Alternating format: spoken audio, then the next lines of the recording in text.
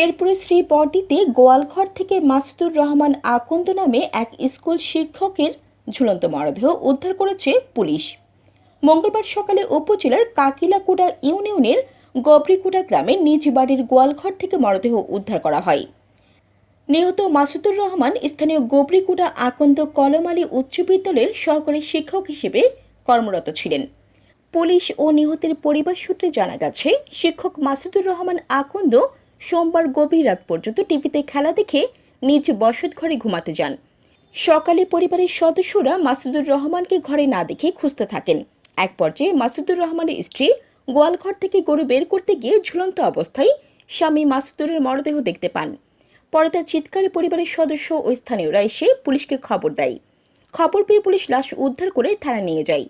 ঘটনার সত্যতা নিশ্চিত করে শ্রীবরদী থানা অফিসার ইনচার্জ কাইয়ুম খান সিদ্দিকী জানান, এই ব্যাপারে একটি অপমৃত্যু মামলা হয়েছে, আইনানুগ ব্যবস্থা গ্রহণ করা হয়েছে। জানাতুল আফসানা, চ্যানেল বাংলা।